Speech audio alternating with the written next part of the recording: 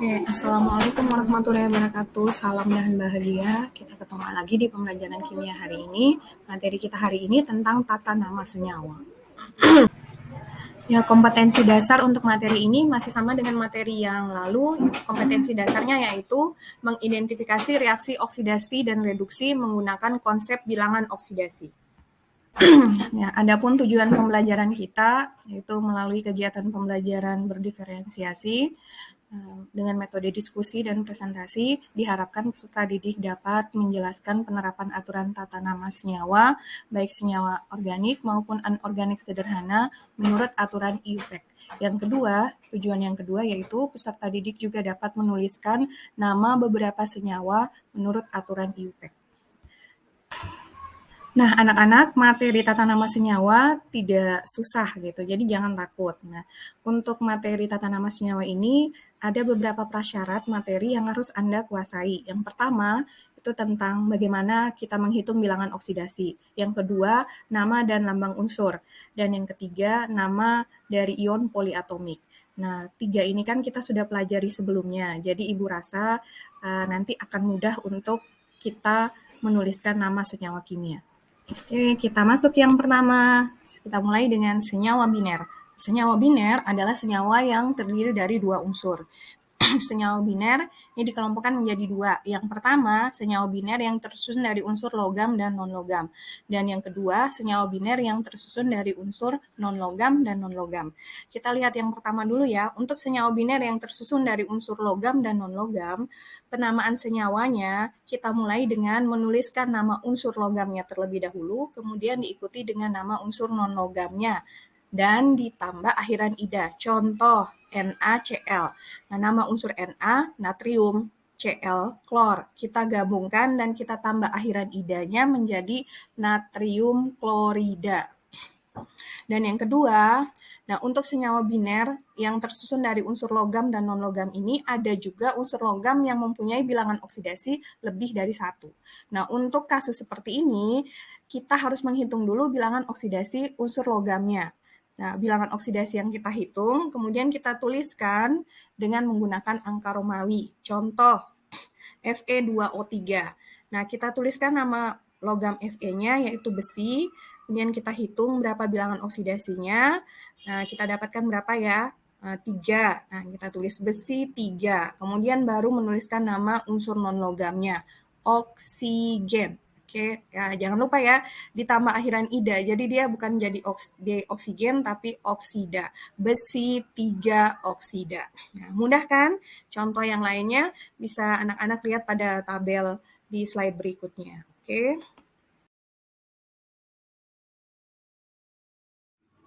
Oke, sekarang kita lanjut yang kedua ya anak-anak. Semoga tetap semangat. Yang kedua, senyawa biner yang tersusun dari unsur non-logam dan non-logam.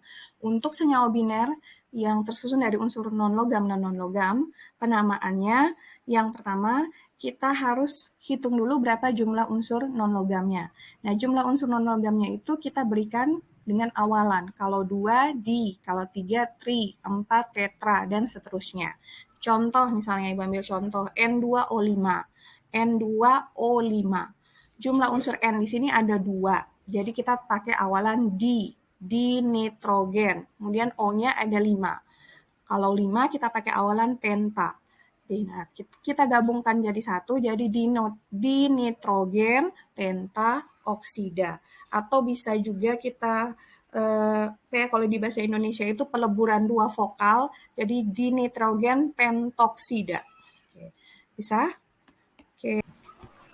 Yang ketiga, tata nama senyawa poliatomik. Senyawa poliatomik ini adalah senyawa yang terdiri dari 3, 4, atau dan seterusnya. Unsurnya banyak ya, tidak hanya 2 di sini.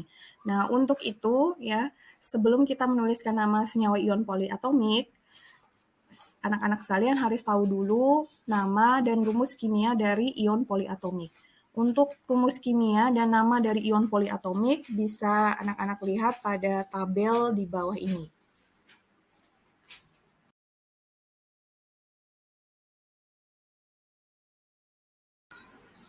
Iya, kita masuk yang keempat ya anak-anak, tata nama senyawa asam.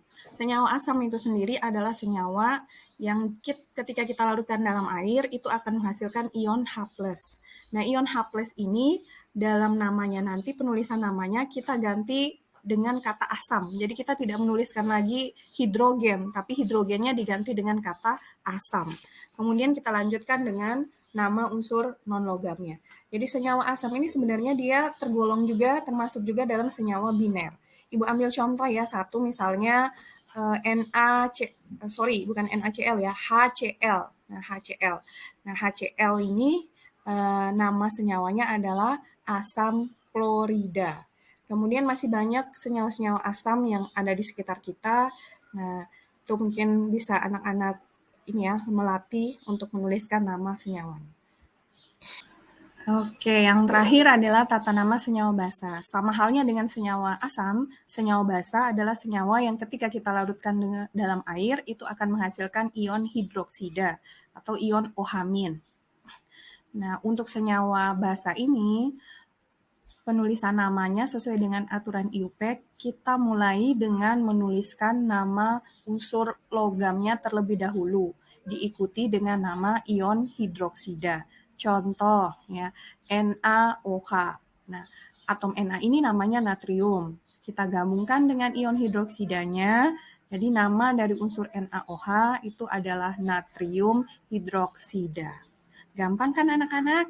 Jadi materi ini tidak susah, jadi jangan takut ataupun jangan patah semangat.